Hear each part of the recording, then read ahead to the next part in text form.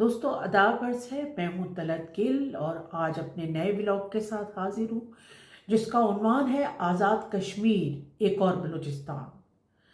قیام پاکستان سے لے کر آج 27 جولائی 2026 تک پاکستان کی سیاہ تاریخ گواہ ہے کہ ریاست پاکستان نے درجنوں بار اپنے ہی شہریوں پر گولیاں چلائیں اور پرامن دھرنوں کو خون میں لہولہان کیا۔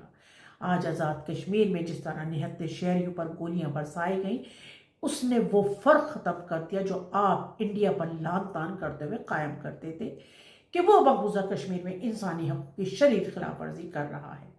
آخر کشمیری عوام کا قصور کیا ہے؟ بس یہی کہ وہ اپنے جائز شہری حقوق کا مطالبہ کر رہے ہیں۔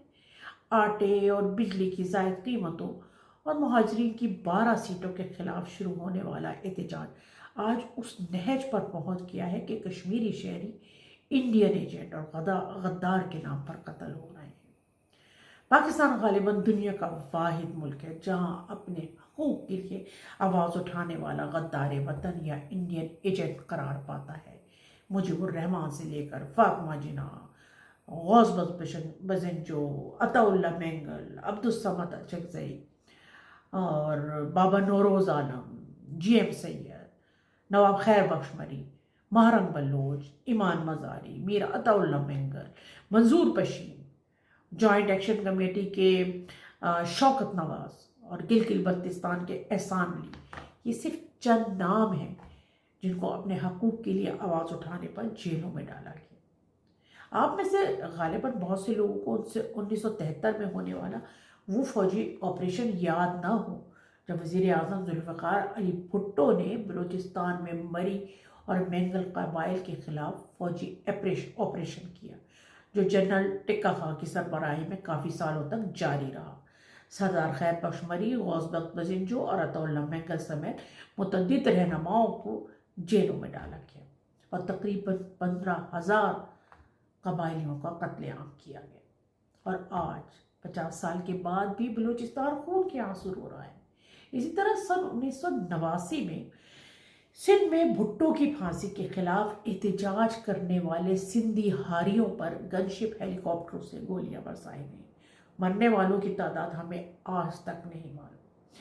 اصل بات یہ ہے کہ جب ریاست اپنے ہی شہریوں کے خلاف بندوق لے کر کھڑی ہو جائے تو صرف لاشیں ہی گرتی ہیں اور عوام کا اعتماد دفن ہوتا ہے، فتح کسی کی نہیں ہوتی۔ گزشتہ ہفتے انڈیا، دہلی اور دیگر شہروں میں ہونے والے احتجاج میں انڈیا کے وزیر تعلیم کے استعفے کے بعد معاملات جو ہیں اپنے نتیجے کو پہنچے۔ دہلی میں 1 لاکھ سے زائد طلباء ریاستی جبر کے باوجود اپنے مطالبات پر ڈٹے رہے، مگر کسی نے انہیں غدار وطن یا غیر ملکی ایجنٹ نہیں کہا۔ سوشل میڈیا پر میں نے کچھ ایسے تبصرے دیکھے جن میں پاکستانی طلباء کا مذاق اڑایا جا رہا تھا کہ وہ ایسے دھرنے نہیں دے سکتے، مگر کیا ہم نہیں جانتے کہ پاکستان میں انسانی حقوق کی کیا صورتحال ہے، جہاں پیکا جیسا قانون موجود ہے، جہاں 26ویں اور 27ویں ترامیم ہے، جہاں عام شہری کو تو آپ چھوڑ دیں، فاطمہ جناح جیسی قداور سیاستدان، ڈاکٹر مہرنگ بلوچ جیسی انسانی حقوق کی علم بردار اور ایمان مزاری جیسی شخصیات غدار وطن کہلائی جا سکتی ہیں، تو اس ملک کا جوان اگر اپنے حقوق کے لیے آواز اٹھائے تو اسے تو ویسے ہی اٹھا کر لاپتہ کر دیا جاتا ہو، تو آپ ایسے نوجوانوں سے کیا بعید کریں گے؟ مگر ہاں، آپ 1960 کی دہائی میں ایوب خان کی آمریت کے خلاف ہونے والی طلبہ تحریک کو بھی یاد رکھیں جس نے ایوب خان کو گھٹنے ٹیکنے پر مجبور کیا۔ مگر اب صورتحال کیا ہے؟ اب طلبہ محض صارفین کی فوج بن چکے ہیں، تعلیمی ادارے تجارتی مرکز اور طلبہ خریدار بن گئے ہیں۔ آزادی اظہار اور اسٹوڈنٹ یونینز پر دہائیوں سے لگی پابندی نے یونیورسٹیوں کو مکالمے کے بجائے سناٹے اور خوف کے مراکز میں تبدیل کر دیا ہے۔ جب آپ ایک نوجوان سے اس کا فکری اور سیاسی شعور چھین لیتے ہیں تو آپ دراصل قوم کا مستقبل بانجھ کر دیتے ہیں۔ اصل بات یہ ہے کہ ریاست کی اصل طاقت بندوق نہیں، عوام کا اعتماد ہوتا ہے۔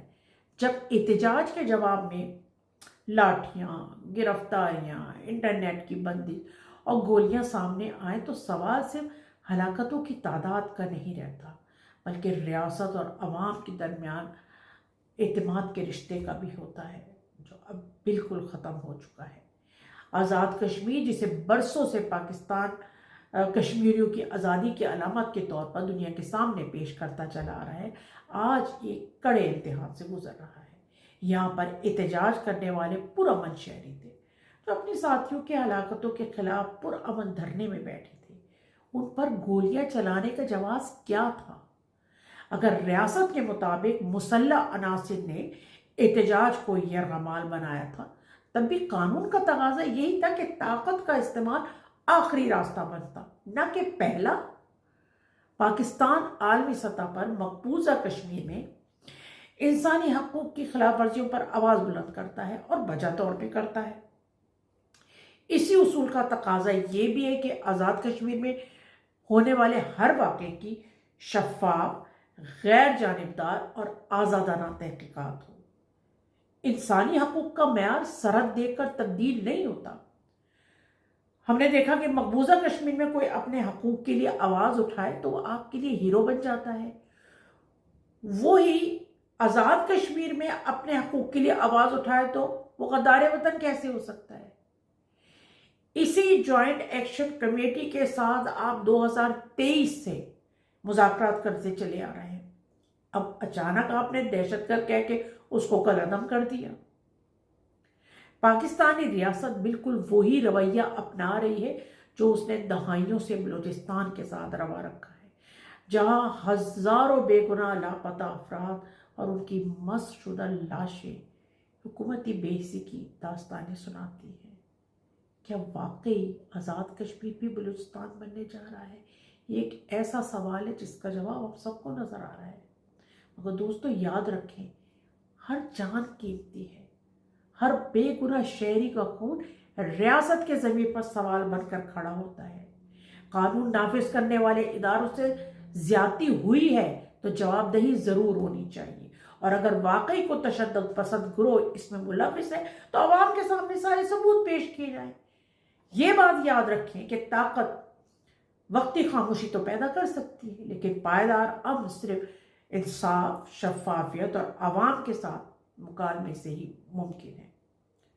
ریاستیں ہتھیاروں سے نہیں، انصاف سے مضبوط ہوتی ہیں، اور اگر آج اس اصول کو نظر انداز کیا گیا تو آزاد کشمیر کی یہ خون آلود سڑکیں آنے والی نسلوں سے ایک ہی سوال پوچھے گی کہ کیا اختلاف رائے کی سزا موت ہونی چاہیے؟